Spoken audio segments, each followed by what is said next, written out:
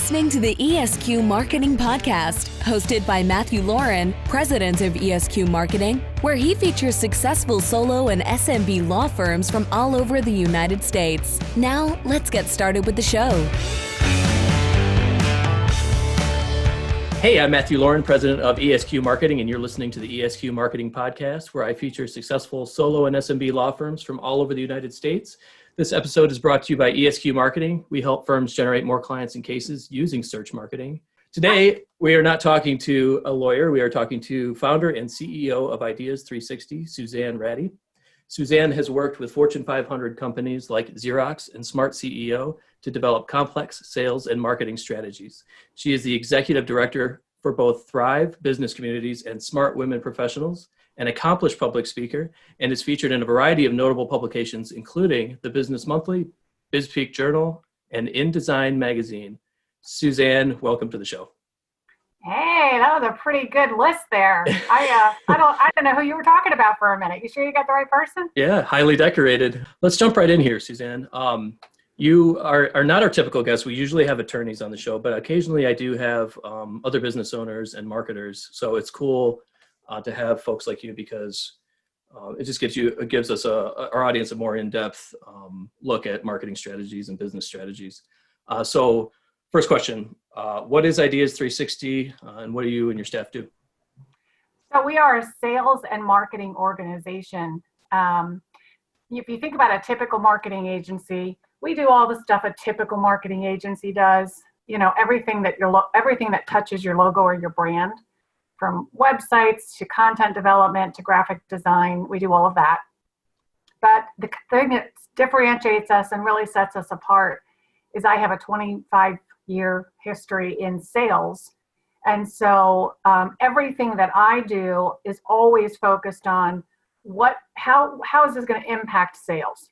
How is it going to align with the sales strategy? And how is it going to support the sales people and the sales team in their business development efforts? And so that's kind of a real differentiator for us.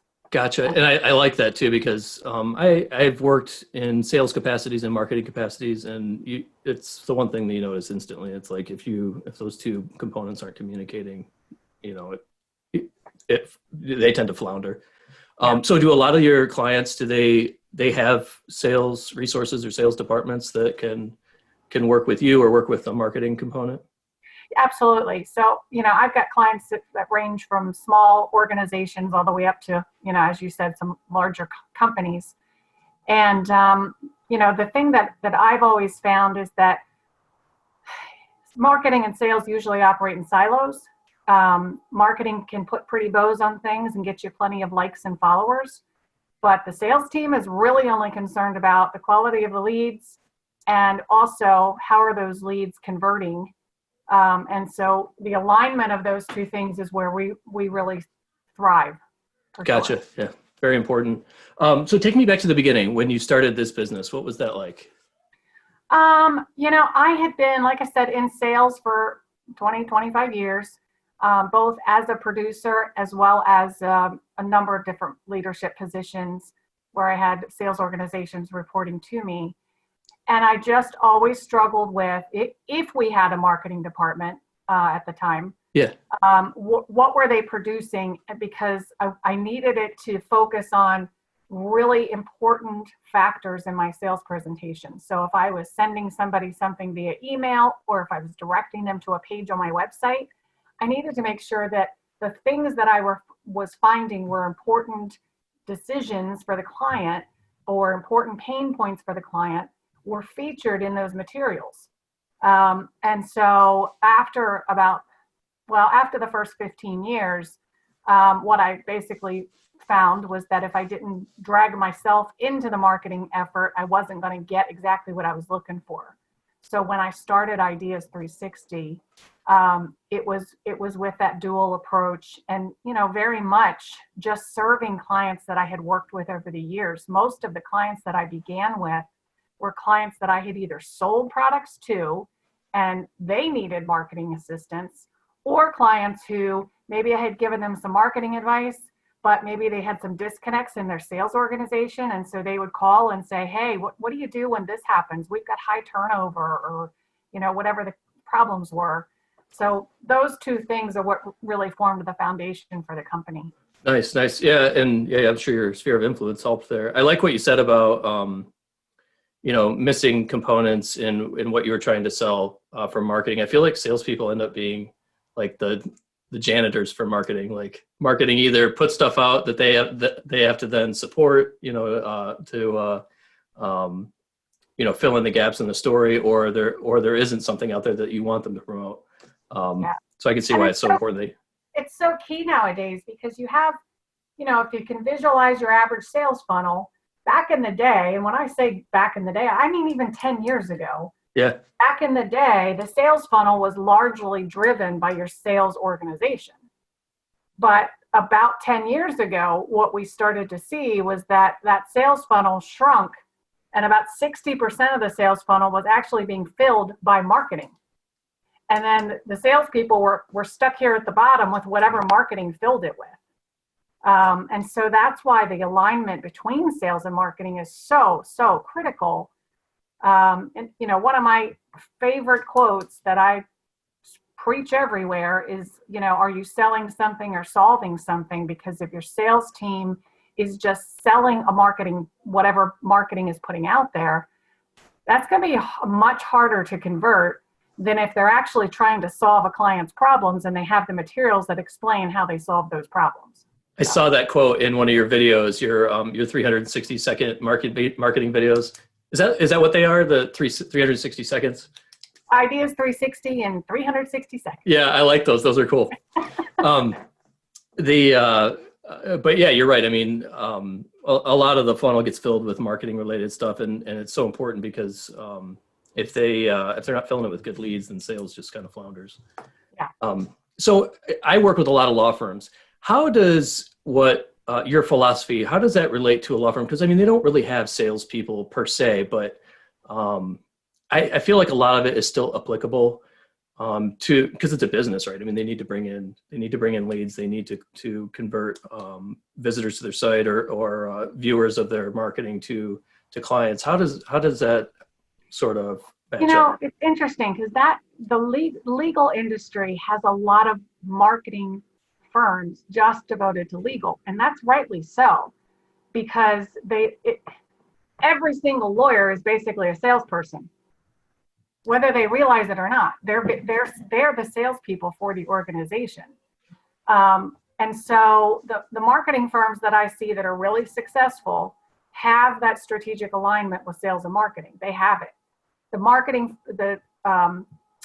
law firms that I see that struggle a little bit are the firms that don't have either an in-house or an external marketing agency, or they're not really coaching up the law firm team on how to really solve problems. It's just driving fees, driving, that revenue. So, I think the legal industry is rightly entitled to have its own little niche marketing, sector. Yeah. And I think, every single lawyer is out there spending money to compete with every other lawyer. And so there's a big component of SEO, SEM, pay-per-click. That's the biggest part of marketing. And, as well as I do, you can spend a lot of money on that stuff with the wrong organization who really doesn't know how to drive the right type of leads. So yeah, for sure.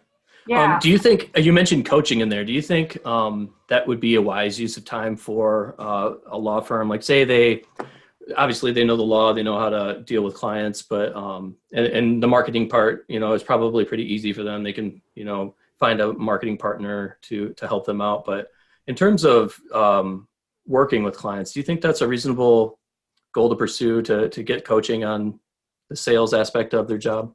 I think it's the most missed opportunity in the industry. And I'm not, I don't want to call out names here, but there's plenty of organizations out there that teach you how to close. They teach you how to pitch. Yeah. I'm not talking about that.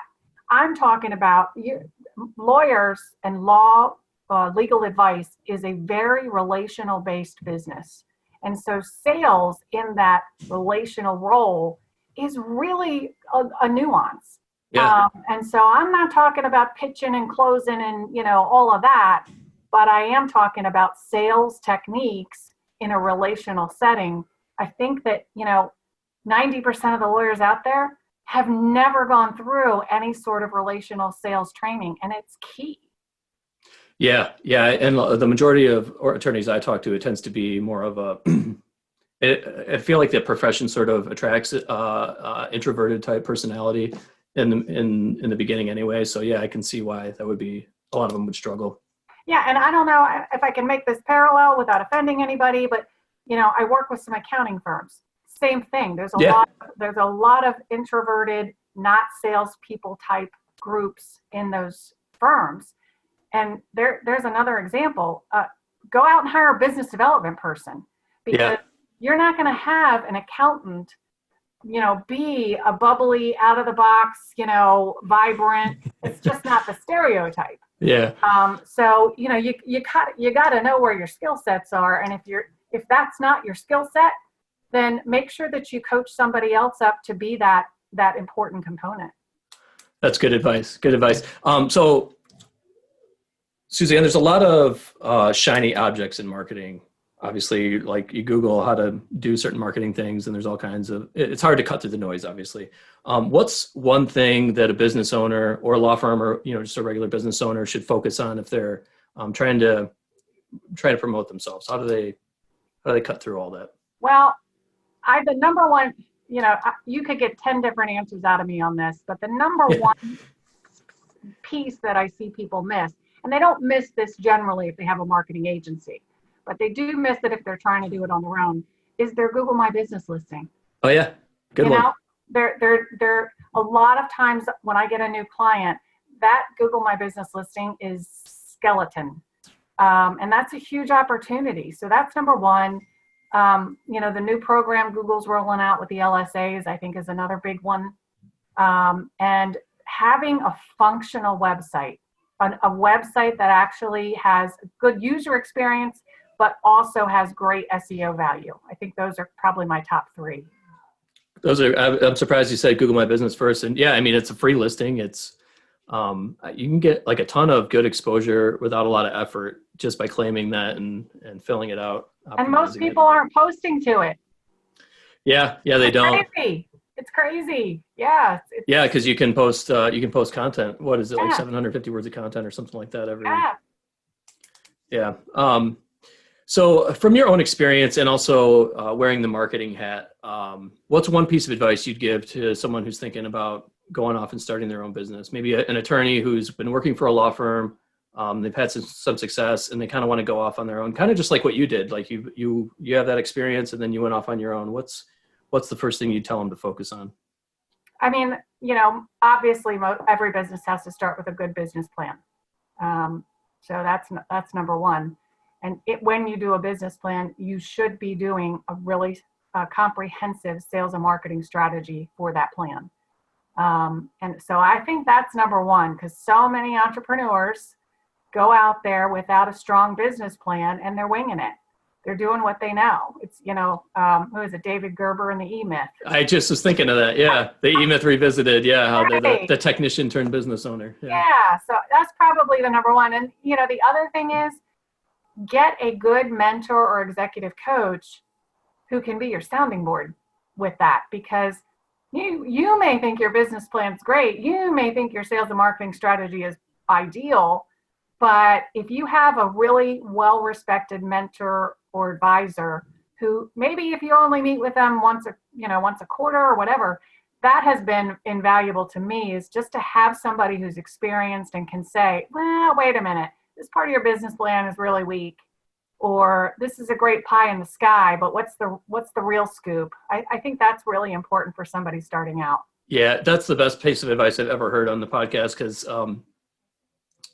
I have our CEO of our parent company as a sounding board, and then I know he uses like Carl Sakis coaching, and just any coaching service or anyone to hold you accountable is really. Everybody needs it. Everyone needs someone to act as a mentor or someone to hold them accountable for their goals. So that's good advice. So you've been listening to Suzanne Ratti, founder and CEO of Ideas360. Suzanne, where can people go to learn more about your business? Ideas360llc.com is the best way to reach me. You can find me on Facebook, LinkedIn, and obviously Google. Awesome. Thanks for being on the show, Suzanne. Thanks for having me. Thanks for listening to the ESQ Marketing Podcast. We'll see you again next time, and be sure to click subscribe to get future episodes.